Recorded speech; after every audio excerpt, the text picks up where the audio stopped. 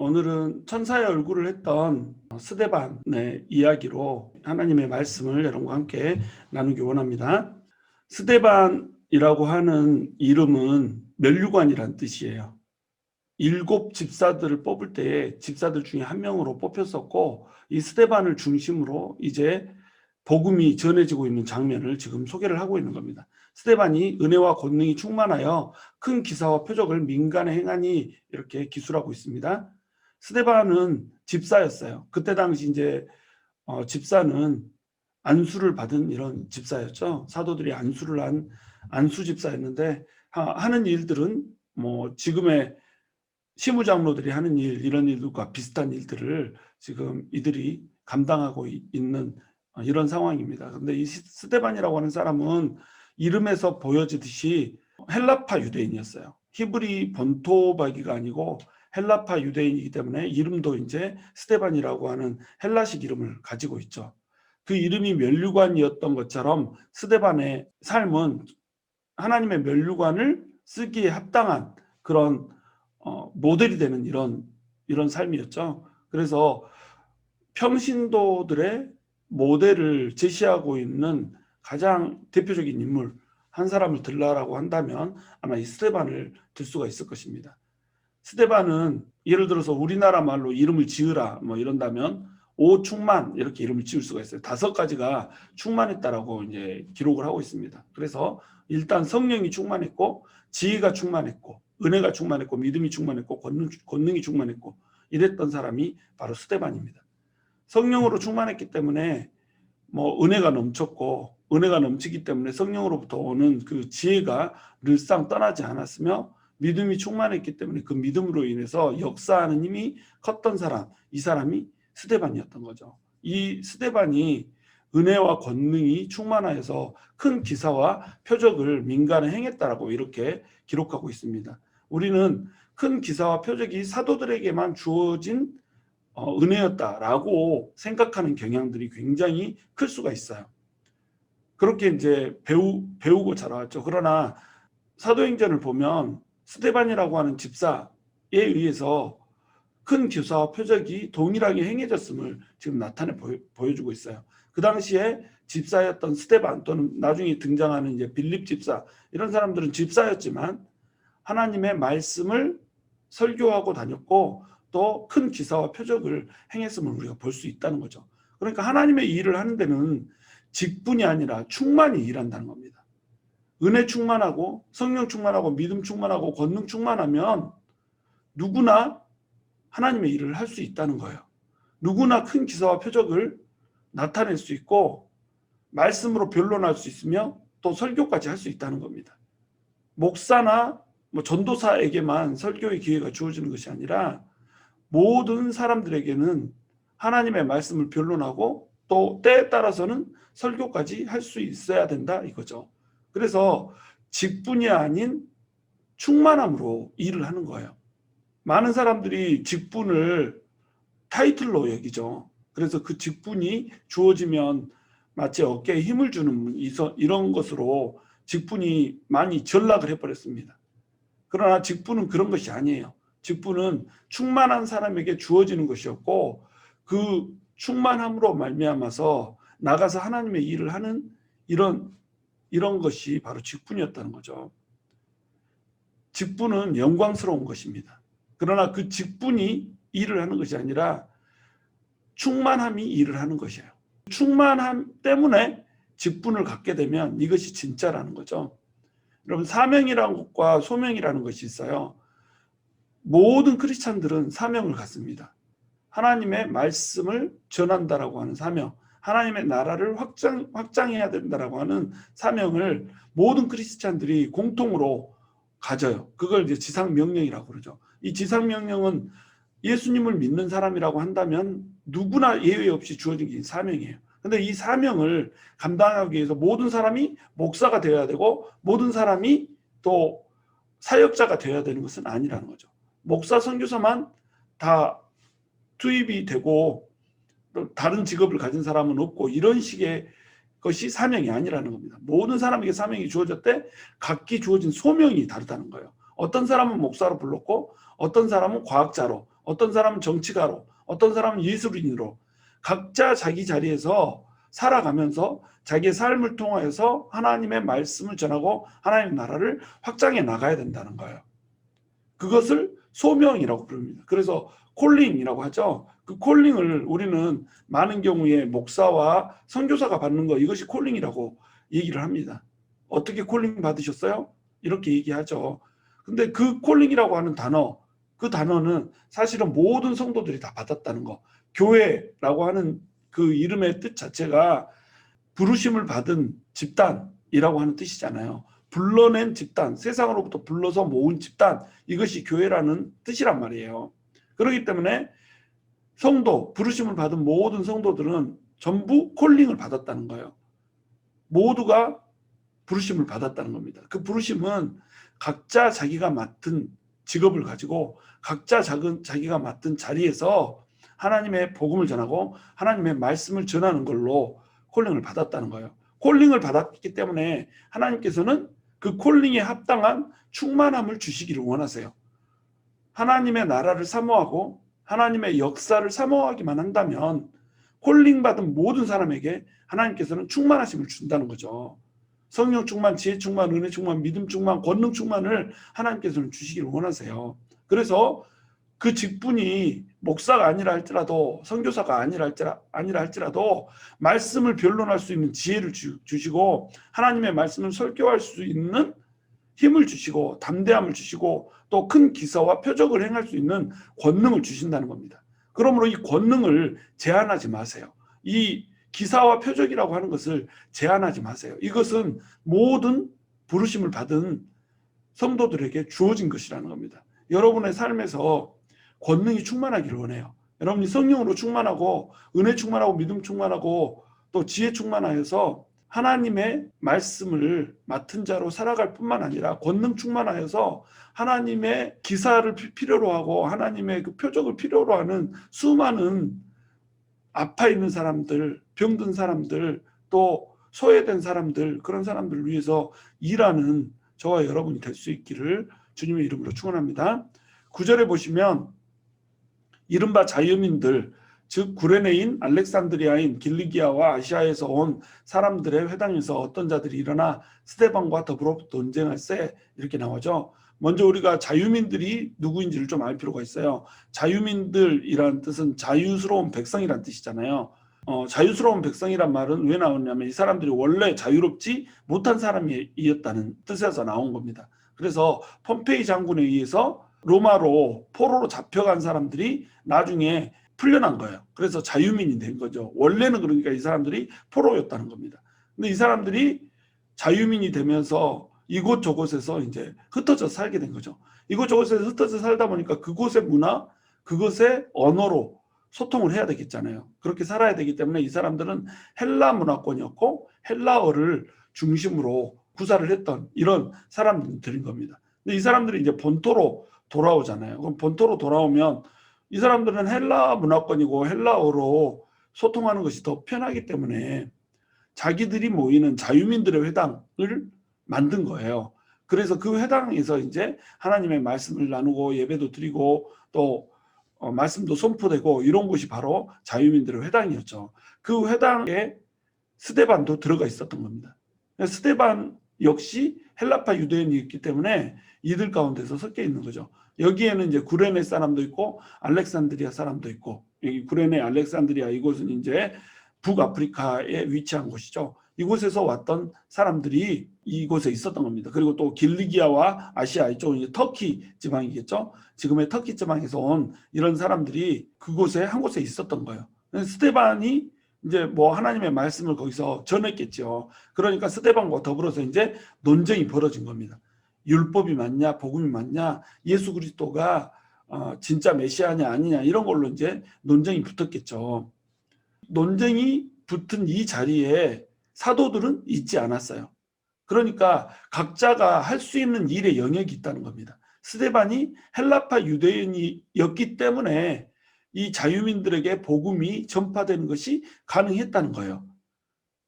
구레네인, 알렉산드리아인, 길리기아인, 아시아에서 온 사람들, 이 사람들에게 복음을 전할 사람은 누구일까요? 사도들이 아니라는 거예요. 이들과 같은 문화권을 가졌고 이들과 같은 모국어를 구사하는 사람, 이런 사람이 복음을 전할 때에 진정으로 그 복음에 파워가 실릴 수가 있다는 겁니다. 그러니까 스데반은 바로 이들을 위해서 세워진 사람인 거죠. 이들에게 복음을 전하고자 이제 그곳에서 일어났던 겁니다. 그래서 이곳에서 이제 변론을 하고 있는 것이죠. 우리 역시 마찬가지예요. 우리가 목사가 아니기 때문에, 선교사가 아니기 때문에 만날 수 있는 사람들이 있어요. 사람들은 자기의 생활 반경에서 만나는 각자의 부류의 사람들이 있거든요. 그 부류의 사람들에게 목사가, 선교사가 복음을 전할 수 있을까요? 전할 수 없죠. 어떤 사람은 세탁소에서 세탁하러 오신 분에게, 어떤 사람은 가게 손님으로 오신 분들에게, 어떤 분들은 학교에서 뭐 자기 학생들에게, 각자 자기가 맡은 삶의 영역에서 자기 바운더리에 자신에게 주어진 그 복음을 들어야 될 사람들이 있다는 거죠. 그렇기 때문에 모든 사람이 콜링을 받았다는 겁니다. 그러니까 그곳에서 자기만 할 수 있는 일을 해내는 겁니다. 도무지 다른 사람들은 할 수 없는 나에게만 주어진 일을 그곳에서 감당을 해내야 된다는 거예요. 오늘 우리에게 주어진 사람, 우리에게 맡겨진 사람은 누굽니까? 오늘 내가 그 누구도 할 수 없고 나만이 맡아서 할 수 있는 그 영역은 과연 무엇입니까? 이것을 오늘 하루 묵상할 수 있었으면 좋겠어요. 이들 중에 특히 우리가 눈여겨봐야 될 것이 있어요. 길리기아 지방이라고 하는 이곳이 터키 지방인데, 길리기아의 다소라고 하는 곳에서 누가 왔죠? 바로 사도 바울이라고 하는 사람이 왔죠. 이곳에는 분명히 사도 바울도 같이 있었을 거예요. 길리기아 지방에서 온 사도 바울, 이 사람은 뭐 대단한 사람이었잖아요. 그러니까 여기서 우리가 복음의 방향성이라고 하는 것을 볼 수가 있습니다. 그동안에는 베드로를 중심으로, 그리고 12 사도들을 중심으로 성전에서 선포되는 복음이었어요. 그런데 구제에서 헬라파 유대인들의 과부들이 빠지게 됨으로 말미암아서 교회에 갈등이 생기죠. 이 갈등이 생기면서 갈등을 해소하는 방안으로 지혜가 충만하고 성령이 충만한, 그리고 사람들에게 칭찬받는 사람들을 7명을 세우는 거예요. 이 7명의 사람들이 전부 헬라파 유대인들이었고, 이 헬라파 유대인들 중에 스데반이라고 하는 사람이 있었던 겁니다. 이 스데반이라고 하는 사람은 자유민들에게 복음을 전했다는 거죠. 그러니까 성전에서 전해지는 지금 복음이 자유민의 회당으로 옮겨가고 있다는 거예요. 그래서 초대교회에서 벌어졌던 첫 번째 갈등인 구제사역에서 만족하지 못했던 헬라파 과부들이 등장을 하는 겁니다. 그냥 갈등 하나를 소개하는 것이 아니라 사도행전은 지금 복음이 진행되고 있다라고 하는 그 진행성을 설명을 하고 있는 거예요. 성전에서 자유민들의 회당으로 지금 퍼져가고 있는 겁니다. 근데 길리기아라고 하는 곳이 지금 등장을 하잖아요. 이 길리기아는 사도 바울을 품고 있다는 거죠. 베드로 중심의 복음에서 그것이 스데반에게로 옮겨가고, 스데반에게서 바울로 옮겨짐으로써 점점 성전 중심에서, 예루살렘 중심에서 온 유대와 사마리아와 땅끝까지 복음이 확장되어 가는 이 모습으로 사도행전이 기술되고 있다는 거예요. 그러니까 베드로와 바울을 다리 놓는 브릿지의 역할을 하고 있는 것이 지금 스데반이라고 하는 것입니다. 스데반이 굉장히 중요한 역할을 사실은 하고 있는 거죠. 10절에 보시면 스데반이 지혜와 성령으로 말함을 그들이 능히 당하지 못하여, 이렇게 나오고 있습니다. 스데반은 한 명이잖아요. 일대 다수로 지금 논쟁을 펼치고 있어요. 뭐 사람이 쪽수가 많아지면 쪽수로 막 밀어붙이잖아요. 말도 안 되는 논리를 펴도 사람이 다수면 맞아, 그 말이 맞지, 막 이렇게 하면 어때요?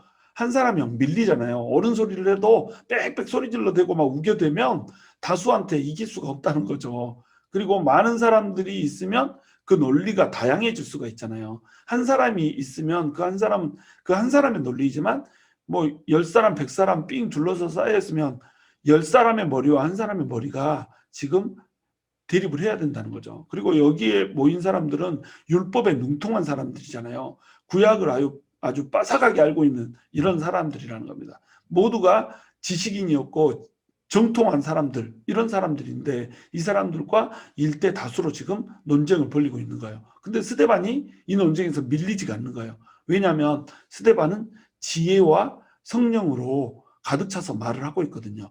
이 지혜라고 하는 것, 이것은 사람의 지혜가 아니라 하나님으로부터 온 지혜를 말하는 겁니다. 성령 충만하고 또 지혜가 충만했던 거예요. 하나님의 성령이 하실 말을 가르쳐 주는 거였어요. 누가복음에서 얘기했던 것처럼 너희는 공회에 끌려갈 때에 공회에서 할 말을 준비하지 말라, 이렇게 얘기하잖아요. 왜냐하면 성령님께서 너희에게 할 말을 마땅히 준비를 해줄 것이다 라고 얘기를 해주신 거죠. 그것처럼 지금 스데반에게는 성령님이 임했고 성령님이 주시는 그 지혜가 있었던 거예요. 그러니까 이 지혜 때문에 다수의 여러 명의 사람들이 능히 스데반을 당할 수가 없었던 겁니다. 근데 이들은 또 지기 싫잖아요.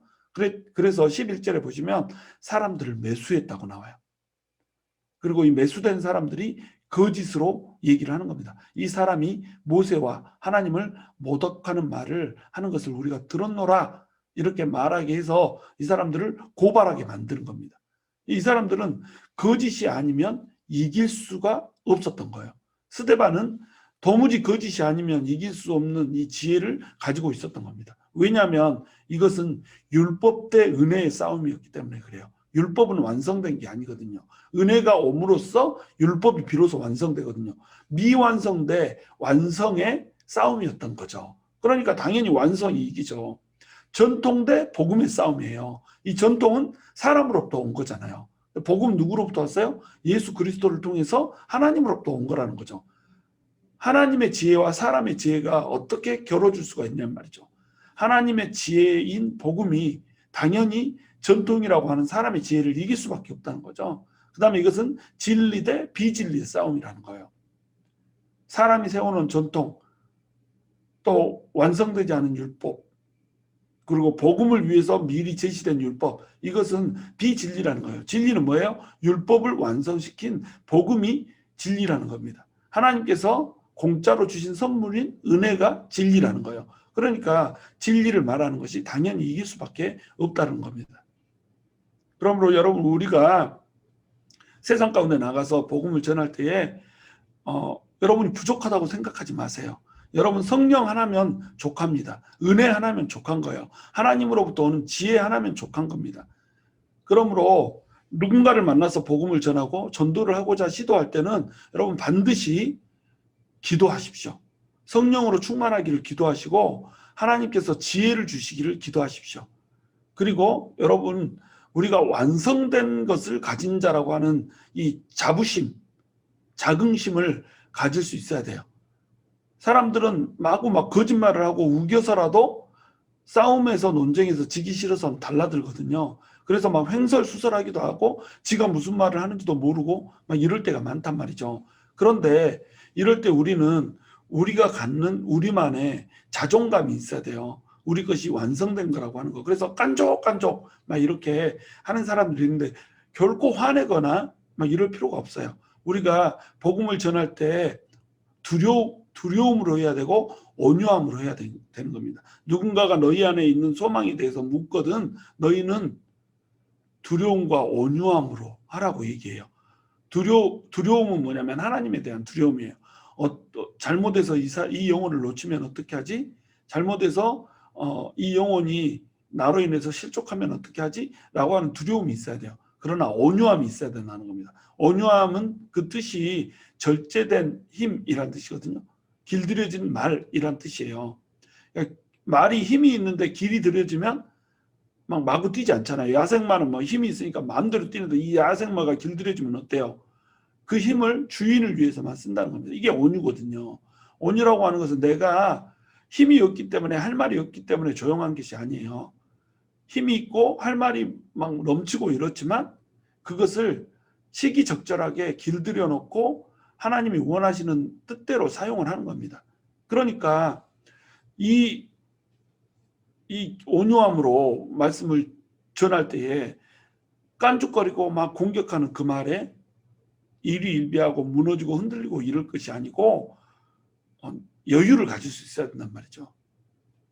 그리고 성령님께서 마땅히 성령님이 주시는 그 지혜로 말할 수 있게 이렇게 해야 된다는 겁니다.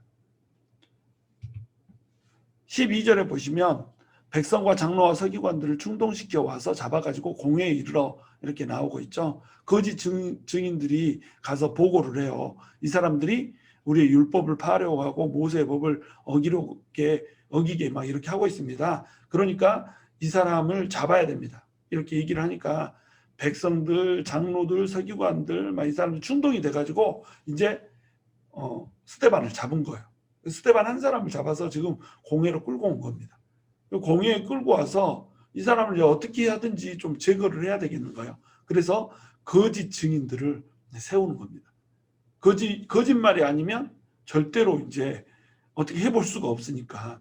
그래서 어떤 거짓말을 하냐면 이 거룩한 곳과 율법을 거슬러 말하기를 마지 아니하는도다 이렇게 얘기를 해요. 그의 말에 이 나사렛 예수가 이곳을 헐고 또 모세가 우리에게 전하여 준 규례를 고치겠다 함을 우리가 들었노라 하거늘 하지 않은 말을 했다고 해요. 이 사람들은 성전 집착증을 가지고 있었어요. 예루살렘 성전에는 하나님이 임재하시기 때문에 우리는 결코 망할 수 없다라고 하는 생각을 그 조상 때부터 쭉 가져왔던 것처럼 이들은 이 성전이 하나님이 거하시는 곳이기 때문에 우리가 선택된 민족이다. 그러므로 우리는 성전을 거룩하게 여기고 성전 중심의 삶을 살아야 된다. 이렇게 생각을 했던 것이 이들이라는 겁니다. 성전에 집착했어요. 그러나 예수님께서는 오셔서 성전을 헐라라고 얘기했거든요. 그래서 예수님께서 십자가에 못 박혀 죽으시는 결정적인 계기가 됐던 거고, 예수님을 달아 죽였던 이들은 예수님에게 전가했던 그 신성모독이라고 하는 죄를 지금 스데반에게도 동일하게 얹고 싶은 겁니다. 그래서 스데반을 지금 죽이고 싶은 거예요. 그리고 율법 집착증이 있었어요. 모세가 우리에게 전하여 준 규례를 고치겠다. 이 말 역시 거짓말이었어요. 스데반이 그렇게 얘기한 적이 없는데 이들은 모세가 우리에게 전해준 율법을 고치겠다라고 얘기한 것으로 지금 얘기를 하고 있는 거죠. 율법에 집착을 했어요. 그러니까 성전에 손을 대고 율법에 손을 댄다. 이러면 자신들의 정체성에 손을 댄 겁니다. 유대인들은 성전, 율법, 그 다음에 그들의 땅, 약속의 땅, 이것에 매우 집착을 했거든요. 그러다 보니까 안식일에 집착하고 할례에 집착하고 이런 식으로 자신들이 이방인들과 다를 수밖에 없는 것들, 이런 것들에 집착을 했던 거예요. 그래서 모함을 하되 성전과 율법을 건드린다라고 딱 모함을 해버리면 모든 사람이 분노하고 흥분해서 죽이려고 들 수밖에 없었던 겁니다. 그런데 이들의 율법은 뭘 얘기하고 있어요? 거짓 증거하지 말라는 걸 얘기하고 있잖아요. 하나님께서는 율법을 줄 때 거짓 증거하지 말라라고 얘기를 했단 말이에요. 제10계명의 제9계명 거짓 증거하지 말라. 구차하게 거짓 증거하면 안 되잖아요. 근데 이들은 자신들의 율법을 지키겠다라고 율법을 어기고 있는 거예요. 자신들의 성전을 지키겠다고 거룩한 성전에서 10계명을 어기고 있는 겁니다. 그러니까 이들은 지금 거룩한 땅이라고 하는 곳에서 살고 있기 때문에 자신들이 선민이고 거룩한 사람들이라고 주장하면서도 자기의 그 고집, 자기의 아집, 자기의 변론, 이것들을 지켜내기 위해서 결국 자신들이 소중하게 여기는 것마저 저버리고 있는 완악함을 보이고 있다는 거예요. 이것이 사람이라는 겁니다. 사람은 왜 이렇게 될 수밖에 없냐면 거짓의 영이 미혹하기 때문에 그래요. 악한 원수 마귀는 우리가 예수 안으로 들어오는 것을 무지무지 싫어하거든요. 예수 안에 들어오지 못하게 하기 위해서 세상의 영, 세상의 임금, 마귀는 계속 미혹하거든요. 미혹하는 것은 복음의 빛을 가려요. 복음을 가려버린다는 겁니다. 하나님의 말씀이 전파되지 못하도록 그들을 가려버려요. 그러니까 하나님의 율법 하면서 또 하나님의 임재 하면서 성전 하면서 그것을 아랑곳하지 않는 행태를 펼치는 겁니다. 이런 행태를 하면서도 자신들이 죄악을 범하고 있고 범죄하고 있다는 것을 알지 못해요. 자신들이 하나님의 율법을 지키고 있다고 생각하고 하나님의 성전을 지키고 있다고 생각을 하는 겁니다. 이것이 아집이라는 거예요. 우리가 이런 아집에 빠지면 안 된다는 거죠. 우리가 예수님을 믿으면서도 크리스찬이라고 하면서도 아집에 빠질 때가 너무 많아요. 사람이기 때문에 우리가 실수할 때가 있잖아요. 잘못된 생각을 할 때가 있다는 겁니다. 그런데 누군가가 와서 이 생각은 잘못된 생각입니다 라고 지적하면 어때요? 화내잖아요. 우리가 회의를 하면서도 회의하다가 화를 내고 서로 분쟁이 생기는 경우가 많잖아요. 이런 경우가 생기는 이유가 뭘까요? 내 잘못을 지적받고 싶지 않은 거예요. 내가 누군가에게 설득당하고 싶지 않은 겁니다. 내가 누군가에게 책망당하고 싶지 않은 거예요. 내가 틀렸다라고 하는 것을 인정하고 싶지 않은 거죠. 그러니까 대화 중에 또는 회의 중에 내가 틀렸다라고 하는 것을 깨달으면서도 계속 킥고잉 하는 거예요. 그냥 내가 주장한 것이 누군가에 의해서 뒤집어지고 번복되는 것이 싫은 거죠. 특별히 이제 영적인 거 뭐 성경 말씀 이런 것에 자부심을 가지고 있는 사람들은 더하죠. 성경 해석을 난 이렇게 했는데 어떤 사람이 그것을 교정해 준다. 아, 이거 견딜 수가 없거든. 이것이 왜 생기냐면 우리의 아집 때문에 생긴다는 겁니다. 우리는 뭔가에 집착을 하면 안 돼요. 우리는 정말로 하나님께서 부어주시는 은혜가 있고 교정이 있으면 그것에 따라서 우리의 마음을 변화시킬 수 있고 우리의 마음을 순종시키고 복종시킬 수 있는 마음의 부드러움이 있어야 된단 말이죠. 이들은 그 마음의 부드러움이 없었기 때문에 지금 멸망의 길을 달려가고 있는 겁니다. 십계명을 어기면서 오히려 하나님의 사람을 핍박하고 하나님의 사람을 죽이는 이런 일을 지금 자행하고 있는 거예요. 15절에 보시면 공회 중에 앉은 사람들이 스데반을 주목하여 보니 그 얼굴이 천사의 얼굴과 같더라. 이렇게 나와 있습니다. 공회 중에 앉은 사람들이 스데반의 얼굴을 주목하여 봤는데 얼굴이 천사와 같다는 거, 이것을 도대체 누가는 어떻게 알았을까요? 누가는 그 공회에 앉아있던 사람이 아니었을 거 아니에요. 바로 사도 바울이 목격했던 장면을 지금 누가가 쓰고 있을 거라는 거죠. 사도 바울은 분노가 가득 차서 이 스데반이라고 하는 사람을 죽이려고 들어요. 사도 바울을 위시한 분노한 사람들, 자신들은 분노해서 스데반을 죽이고자 하고 스데반에게 돌을 던지려고 하지만 거짓 증거를 세워서라도 공회에 스데반을 넘겨서 재판을 하고 있지만 스데반 얼굴에 펼쳐져 있던 천사 같은 광채, 이것은 외면할 수가 없었던 거예요. 그 얼굴이 천사 같았다는 겁니다. 우리 크리스찬들은요, 자기 얼굴에 책임을 질 수가 있어야 돼요. 많은 사람들이 외모 지상주의에 빠져 있잖아요. 특별히 이제 우리 한국인들은 그냥 같은 공장에서 나왔다고 할 정도로 얼굴이 비슷비슷하고 거의 똑같이 생겼단 말이죠. 뭐 그냥 외모에 거의 중독된 사람들처럼 이렇게 해요. 화장도 하고 화장해서 도저히 안 되니까 조금 늙으면 이제 분장을 했다가 이제 40대가 되면 변장을 하고 변장해도 안 되니까 거의 막 얼굴에 떡칠하듯이 막 이렇게 하면서 환장을 하고 환장해도 안 되니까 이제 뜯어내고 다른 것을 딱 이렇게 갖다 붙이잖아요. 포장을 하잖아요. 이 화장에서 시작해서 분장, 변장, 환장, 포장에 이르기까지 그토록 얼굴이 이뻐지고 싶은 이유가 뭔가요? 이 이유는 그 사람들의 잘못이 아니고 세상 자체가 외모 지상주의를 향해서 달려가고 있기 때문에 그래요.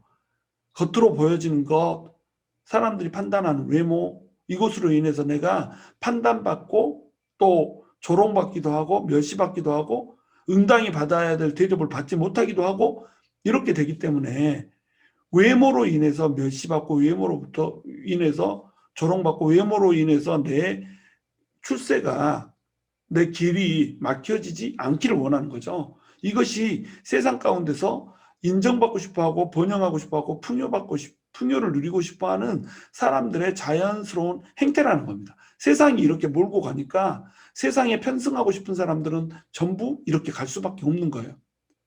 자기 돈 가지고 자기가 뭐 하는데 뭐라고 할 수는 없죠. 그리고 그 세상 가운데서 뭐 뒤처지지 않으려고 하는 거, 이런 것을 반드시 꼭 악하다 또 나쁘다라고 얘기할 수도 없겠죠. 그러나 여러분, 명확한 거, 돈으로 살 수 없는 얼굴이 있다는 겁니다. 아무리 얼굴을 뜯어 고쳐서 이쁘게 포장을 하고 또 이 화장을 통해서 이렇게 오징어였던 사람이 여신 강림이 된다고 할지라도 그 얼굴이 전부 다 돈으로 살 수 있는 얼굴이란 말이죠. 그 얼굴에 은혜가 있지 않으면, 성령의 충만함이 있지 않으면 그 얼굴은 어차피 세상 얼굴이란 말이에요. 썩어진 얼굴이란 말이에요. 여러분, 마음이 악으로 가득 차 있는데 얼굴이 조각처럼 이쁜 사람의 얼굴을 봐본 적 있어요? 저는 있거든요. 얼굴이 너무 이쁜데 그냥 속에 악이 가득 차 있어. 그러니까 그 얼굴이 이뻐도 이쁜 얼굴이 아닌 거예요. 이뻐도 가까이 가고 싶은 얼굴이 아닌 거예요. 여러분 주변에도 그런 사람 있잖아요. 이쁘긴 이쁜데 그 옆에 가면 찬바람이 쌩쌩 나고 그 사람과 교제하고 싶은 것이 아니라 피하고 싶고, 그 사람이 전혀 호감을 주지 못하는 이런 때가 많잖아요. 그렇죠? 이거는 그 사람 안에 예수가 없기 때문에 그렇습니다. 우리가 속에 예수가 충만하고 성령이 충만하고 은혜가 충만하잖아요. 그러면 우리 마음에 있는 그것이 우리 얼굴로 나오게 돼요. 그래서 은혜가 기초 화장인 겁니다. 성령 충만함이 성령인 거예요. 이것은 돈으로 살 수 없는 얼굴이거든요. 이 얼굴은 천사와 같은 얼굴이라는 거예요. 아무리 얼굴이 못난 얼굴이고 조각같이 그렇게 뭐 또렷하게 이목구비가 주어지지 않은 얼굴이라고 한다고 할지라도 그 속에 예수가 가득 차 있고 은혜가 충만하고 성령이 충만하면 이 얼굴은 돈으로 살 수 없는 그 아름다운 광채가 난다는 거예요. 실제로 뭐 빛이 난다는 것이 아니라 천사의 얼굴처럼 모든 사람에게 평안을 줄 수 있고 모든 사람들에게 그 마음에 이 같이 하고 싶은 마음, 따뜻함을 줄 수 있는 마음, 그리고 그 사람으로부터 위로받고 위안받을 수 있는 이런 마음, 이런 마음들이 생기게 할 수 있는 이런 얼굴들이 있다는 거예요. 여러분, 우리가 외모에 집착하지 맙시다. 우리에게 나타나지는 어떤 세상적인 가치, 썩어져 없어질 것들에 집착하지 맙시다. 어떻게 하면 얼굴을 이쁘게 꾸미고, 어떻게 하면 내 몸에 좋은 거 하나 거치고, 어떻게 하면 이렇게 뭐 아름다운 거 딱 주렁주렁 달아서 사람들 눈에 근사해 보일까? 이런 것도 매우 중요해요. 뭐 사람들에게 갖춰진 채로 가는 거, 잘 이렇게 꾸미고 가는 거, 이것이 어떤 때는 예의로 여겨질 수도 있고, 이런 것에 의해서 또 복음이 뭐 막히기도 하고 막 이래요.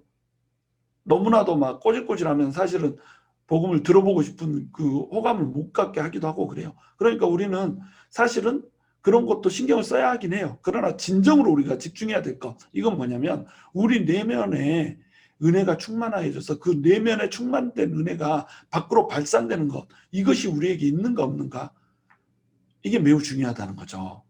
여러분, 거울 앞에 섰을 때 나의 얼굴은 어떤 얼굴인지 여러분 들여다보시기 원해요. 진짜로 내 얼굴에 하나님의 은혜가 흐르고 있는지, 정말로 내 얼굴에 누가 봐도 저 사람은 예수쟁이, 저 사람은 예수 믿는 사람, 저 사람은 왠지 모르게 목사일 것 같은 사람, 이런 느낌이 들 수 있겠는지, 이런 것들을 여러분 살펴볼 수가 있어야 돼요. 우리가 크리스찬이고 신앙이 쌓여짐에 따라서 우리는 자기 얼굴에 책임을 질 수가 있어야 된다는 겁니다. 저와 여러분이 성령으로 충만하고 은혜 충만, 지혜 충만, 믿음 충만, 권능 충만하여져서 우리 얼굴에 책임을 질 수 있을 뿐만 아니라 주님께서 우리를 부르신 그 콜링에 합당한 삶을 살 수 있게 되기를 주님의 이름으로 축원합니다.